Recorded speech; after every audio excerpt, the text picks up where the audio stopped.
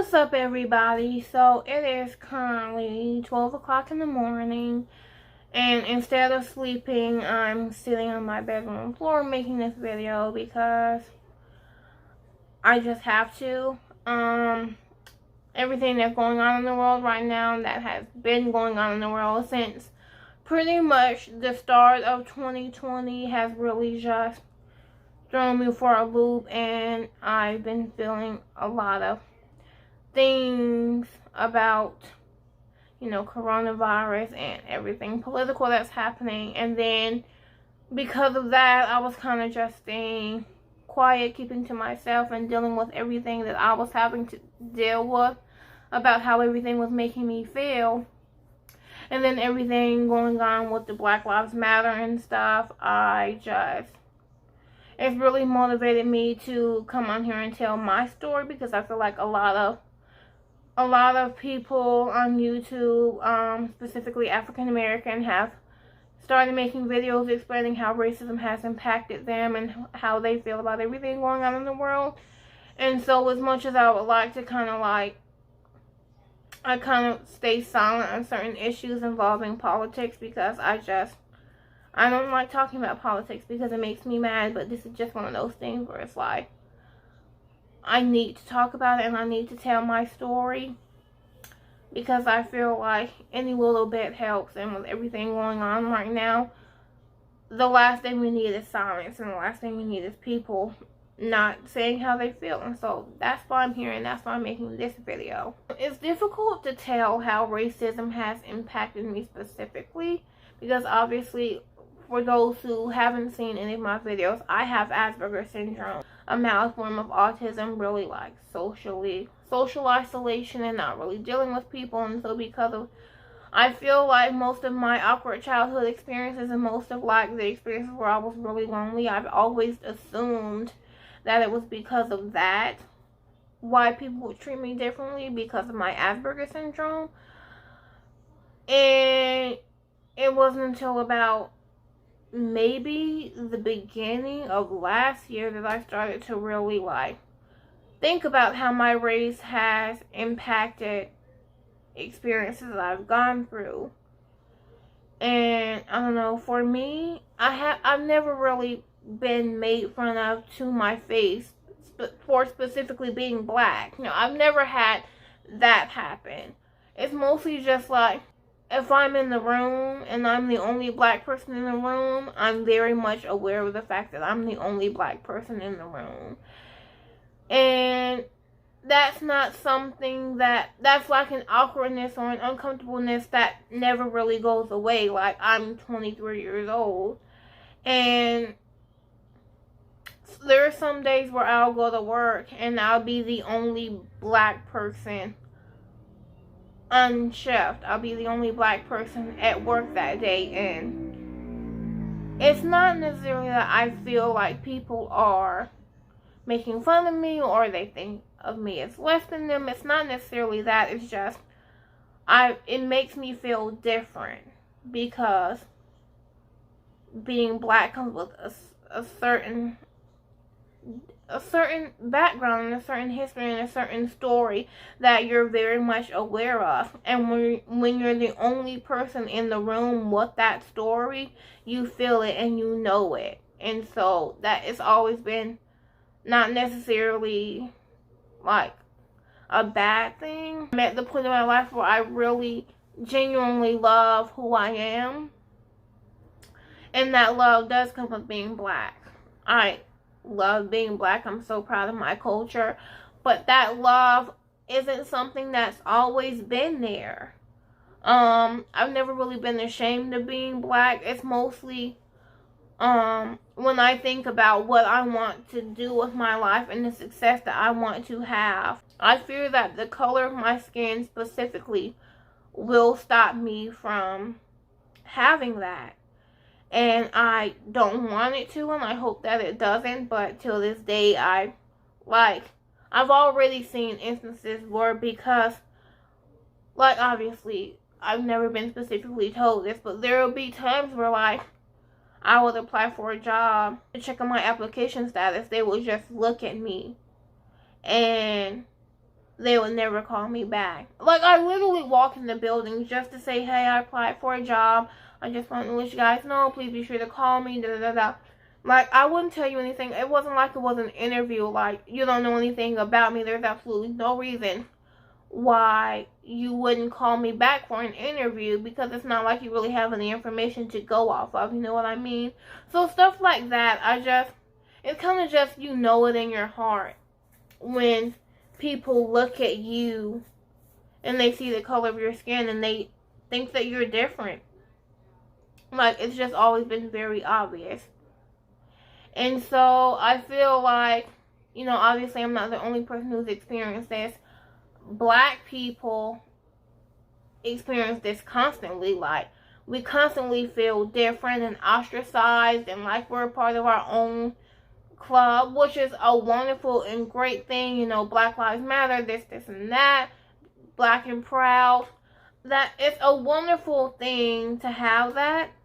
But it can also be really lonely at times when you're in a room full of specifically white people and they're looking at you weirdly. Like, they're looking at you like you're not a human, like you're some weird species that they're seeing for the first time.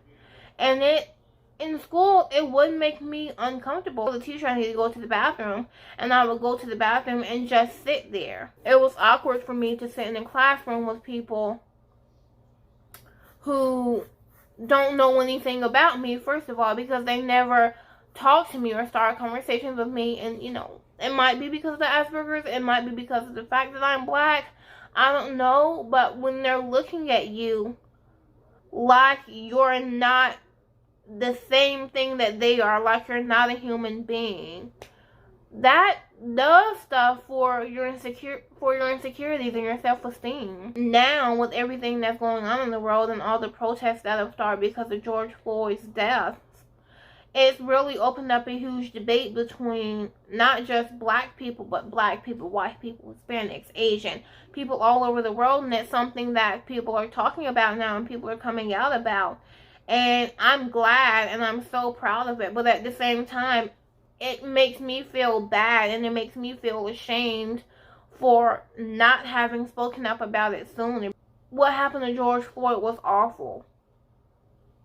The things that we've experienced as black people have been going on for long before what happened to that innocent man.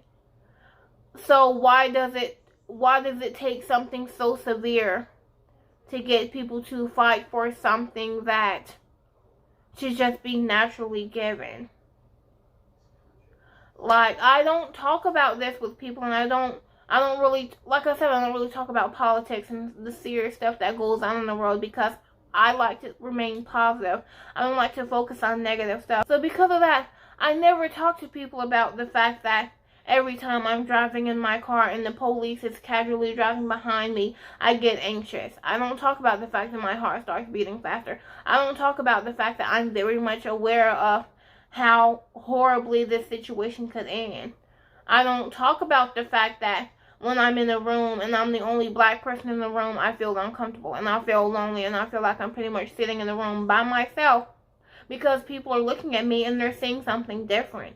For me, all of these protests and all of these donations and all of these people talking about, you know, the Black Lives Matter movements and getting justice for people that desperately deserve it, talking about stuff that should be talked about and talking about stuff that matters, it makes me happy, but it also makes me really angry, because we're jumping through all these hoops and we're putting so much time and energy into fighting for something that we should not have to fight for. Oh, if you're like, oh, Black Lives Matter, and other people are like, well, all lives matter. Well, all lives aren't going through the stuff that we're going through right now. Like, at the end of the day, white people don't have to worry about going for a walk in the park and having the police officer call on them just because they're walking in the park. White people don't have to worry about walking through a convenience store and having the owner of the store staring you down the entire 5-10 minutes that you're in there because they're just waiting for you to steal a 60 cents candy bar. White people don't have to worry about having to one day teach their children how to not be killed by the police. White people don't have to worry about how it's 10 times more difficult for them to find a job because they will be turned down from jobs specifically because of their races. Like, white people don't have to worry about stuff like that. And so that's where white privilege comes in, because like, it's not about, when we say white privilege, we're not talking about the money that you're born with.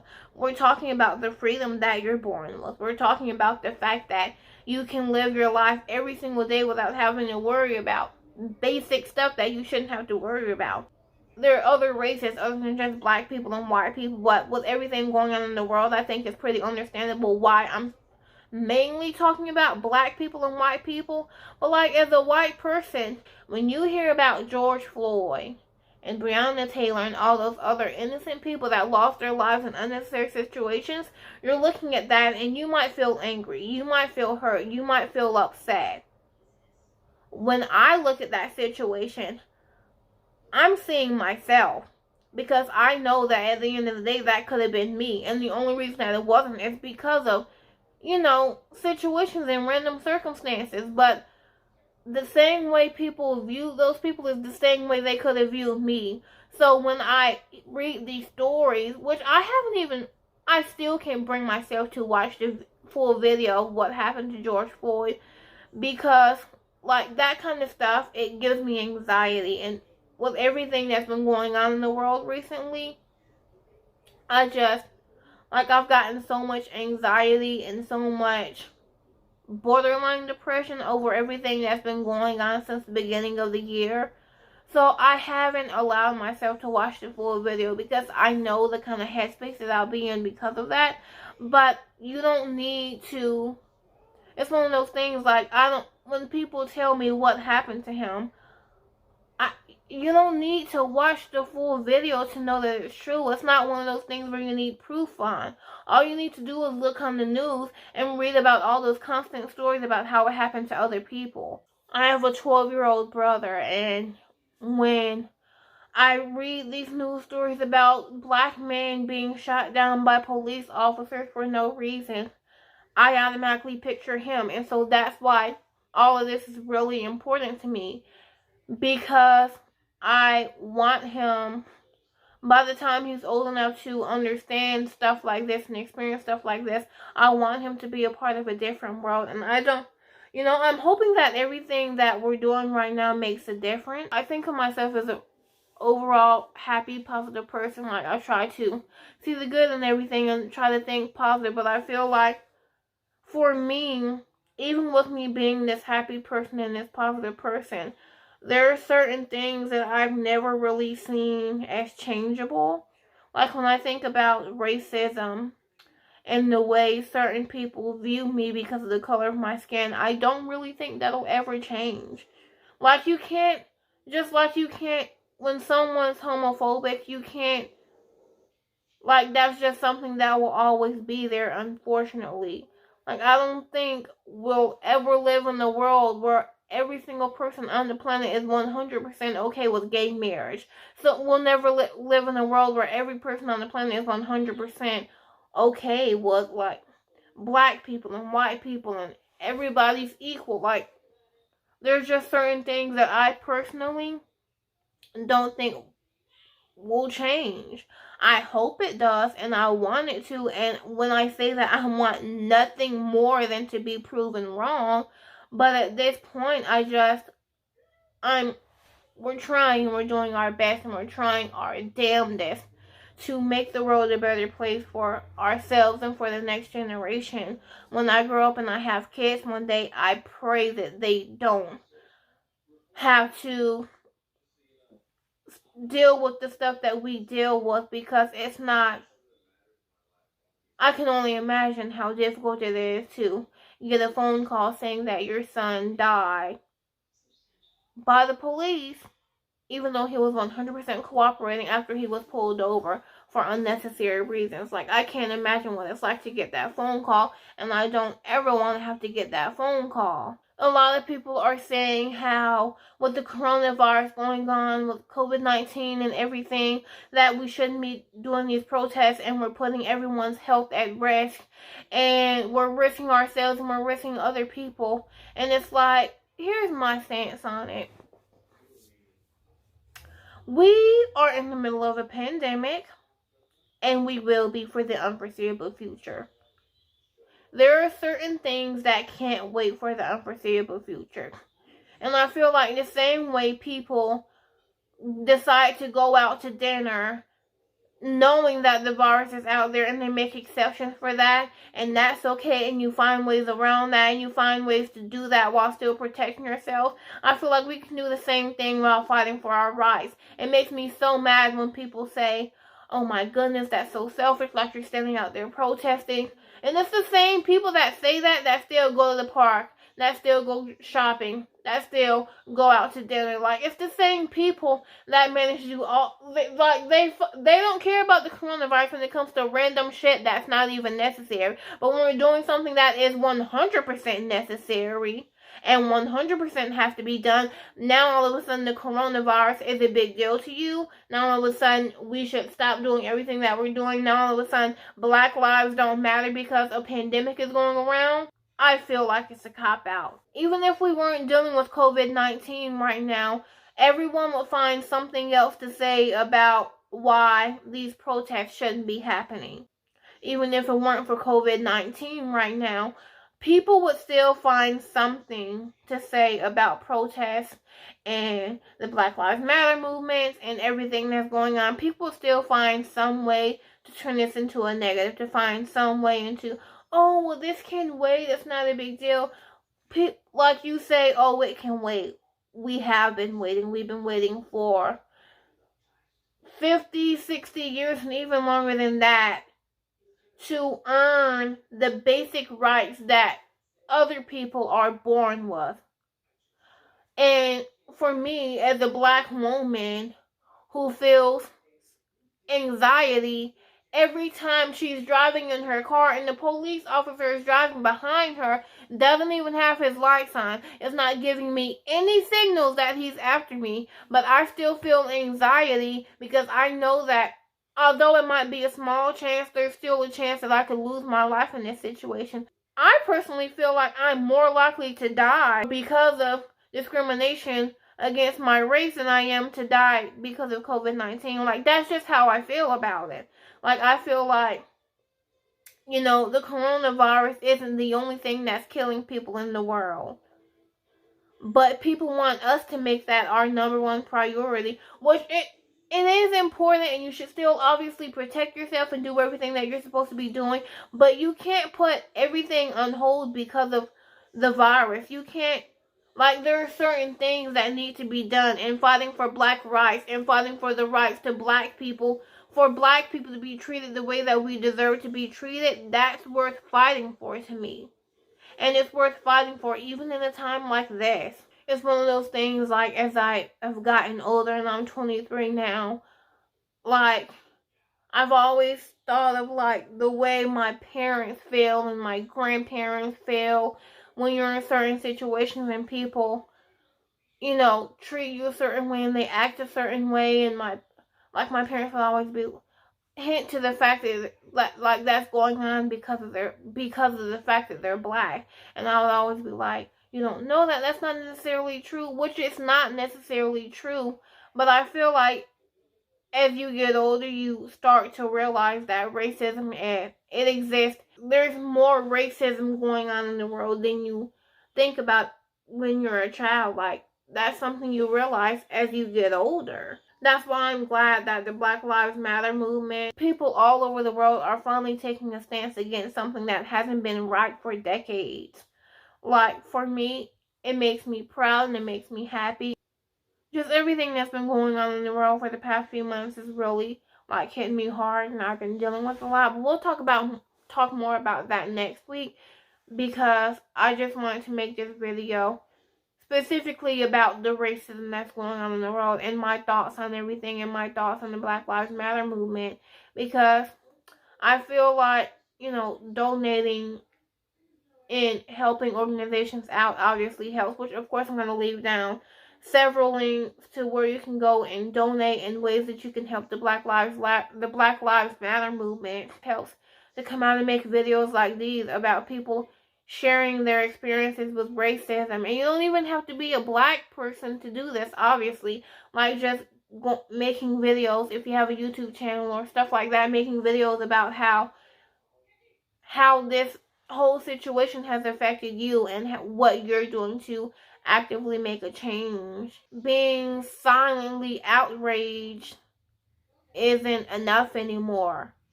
Talking about how much racism has pissed you off in the comfort of your own home where the world can't hear you, that's not enough anymore. And I genuinely feel like if you're not doing anything or if you're not saying anything, you're part of the problem. Like, that's just what I believe, and that's why I wanted to make this video. I never talked about racism publicly with like friends or family, or talked about how I've experienced racism and how it's affected me. Like, that's just not something that I've ever talked about. You can't stay silent anymore. You have to come out and speak up about this, because that helps. It helps too. Put information out there. I don't know if this video really had any, like, I feel like it might have been all over the place. I didn't decide to make this video until like 10 minutes ago. But it's kind of been laying heavy on my heart, because I'm watching these protests and I'm reading these news reports and I'm doing all of this, but I'm not saying anything publicly. Like, people are posting on Instagram and Facebook and I'm doing none of that. And the last thing I want is for people to think that I'm okay with this or that I don't care. So making this video is one way that I'm contributing and I'm doing my part, and obviously I'm going to be donating, and you can donate too. Again, I'm going to be leaving links down below. But mainly this video was about just me getting my part off my chest and talking about my experiences, because that's part of what helps. And when you don't talk and when you don't speak up and when you don't say anything about it publicly, you are a part of the problem. This is something that's not just affecting black people, it's affecting white people and Asian people and Hispanic people and Indian people. It's affecting people of all races and of all colors, and it's a serious matter that we're dealing with, and I'm really happy that we're all finally dealing with it, all of us together. And I think that's one thing that I find really beautiful. Not just this situation in particular, but pretty much everything that's happened since the beginning of the year. I feel like if there's one thing we've all gotten out of it, is that we're all fighting for the same thing, we're all dealing with the same thing, and that we're all a lot more alike than we think. And so I feel like with all the bad stuff that's happened recently in the world, I think one of the beautiful things to come out of it is that it's bringing us together. I feel like I'm coming across as awkward because I haven't made a video in a long time. Like, I literally have no idea how to do this. I don't know how the video came out. I feel like I might sound drunk because it's like 1 o'clock now, but I couldn't wait till tomorrow to film the video because it was on my heart now, and I wanted to come across as more passionate. But anyway, that's me, that's my story, that's my experience. Yeah, this video isn't just going to be a one-off thing. I am going to start back making videos. So you're watching this video on Sunday, and then next Sunday I'll post another video, and then the Sunday after that, and then the Sunday after that, and you just keep getting videos back to back. Hopefully I don't have to go away again. Anyway, that's it, guys. Thank you so much for watching this video. Please be sure to like, comment, and subscribe. And if you push that notification bell, you'll be notified every time I post a video. Thank you so much for all your love and support. It means the world to me, and I'll see you in the next one. Bye.